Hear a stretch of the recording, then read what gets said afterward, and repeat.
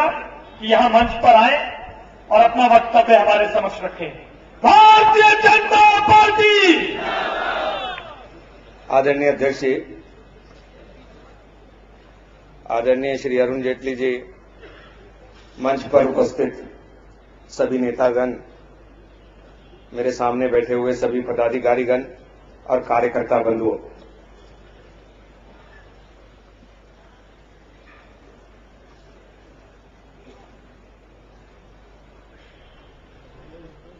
भ्रष्टाचार के ऊपर आज श्री अरुण जेटली जी को हम लोगों ने निमंत्रित किया है। खास तौर से 2G स्पेक्ट्रम के ऊपर वो अपने विचार रखेंगे।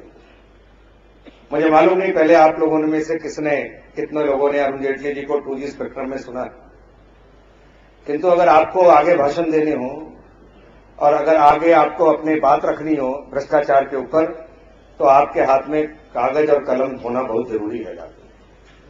जिस तरह से वो तथ्य रखेंगे, जिस तरह से फैक्ट्स आप लोगों के सामने रखेंगे, वो नोट करने लायक है।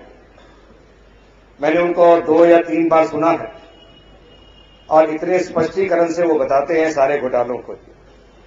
2007 का घोटाला 2G स्पेक्ट्रम 2007 के अंदर हुआ। आप जानते हैं 1,76,000 करोड़ रुपए का घोटाला, जीरो भी गिनने बैठोगे तो पता नहीं चलेगा कि कितनी जीरो की है। कॉमनवेल्थ गेम्स का 70,000 करोड़ का घोटाला, आदर्श सोसाइटी का घोटाला। 2010 अगर घोटालों का वर्ष रहा है तो 2011 इन सबको सजा देने का वर्ष होना चाहिए, ये मैं कहना चाहता हूं।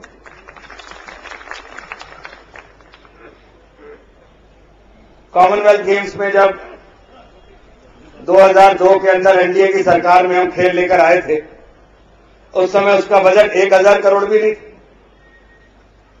किंतु अब जाके 70,000 करोड़ रुपया हो गया। सवाल इस बात का नहीं है इन घोटालों का। इन घोटालों की खास बात यह है कि स्पेक्ट्रम घोटाला होता है 2007 में, 3 साल तक सरकार बैठी हुई सोती रहती है।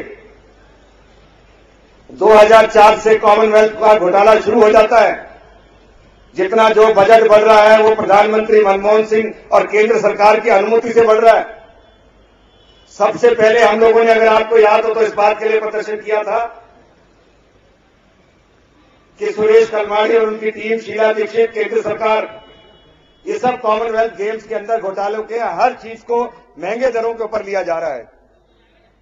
किंतु उस समय किसी ने ध्यान नहीं दिया। उनको लगा कि शायद हम विपक्षी पार्टी हैं, शायद इसलिए बोल रहे होंगे। किंतु अब एक एक परत दर परत जो खुलते जा रहे हैं सारे घोटाले, वो आपके सामने है। मैंने तो कॉमनवेल्थ गेम्स के ऊपर पूरा अध्ययन, रिसर्च करने के बाद ये पाया कि हर एक मद के अंदर लाखों करोड़ों रुपए का घोटाला किया गया है। मैं प्रधानमंत्री से ही मिला था उस समय पर। मैंने उनको ये बताया था। वो मुझे कहने लगे, मैनू तो कोई जानकारी नहीं है। मैंने कहा, तुसी अखबार नहीं पढ़ते रोज, जो तुम्हारी जानकारी नहीं है। तो मैंने कहा, कुछ एक्शन तुसी करोगे या नहीं करोगे? हम कहने लगे, जी हूं एक्शन करांगा तो कक्का सारा काम रुक जाएगा मेरा जाके जी। कोई भी जो कॉमनवेल्थ गेम का चल रहा है कुछ होएगा नहीं। मैंने उनको कहा, अगर नहीं करोगे तो ये सब सुरेश कलमाड़ी एंड कंपनी, शीला दीक्षित, ये रुकेंगे नहीं भ्रष्टाचार के अंदर। और आज आप देख रहे हैं ओवरलेज, दूसरे सब के चीज के आसमान के ऊपर दाम है। मैं सिर्फ इस अवसर पर एक बात कहने आया हूं। पिछले दिनों में दिल्ली के अंदर बहुत घूमा, बहुत सारी बैठकें मैंने की। उन बैठकों में मैं लोगों से पूछता था कि कितने लोग ए राजा को जानते हैं, तो सिर्फ 10 हाथ खड़े होते थे उस समय जाके। और जब मैं उनको बुला के कहता था जरा कुछ बता दीजिए इस घोटाले के बारे में, तो लोग ज्यादा से ज्यादा ये बता पाते थे, जी लाखों करोड़ों का घोटाला हो गया, हमको इतना पता है।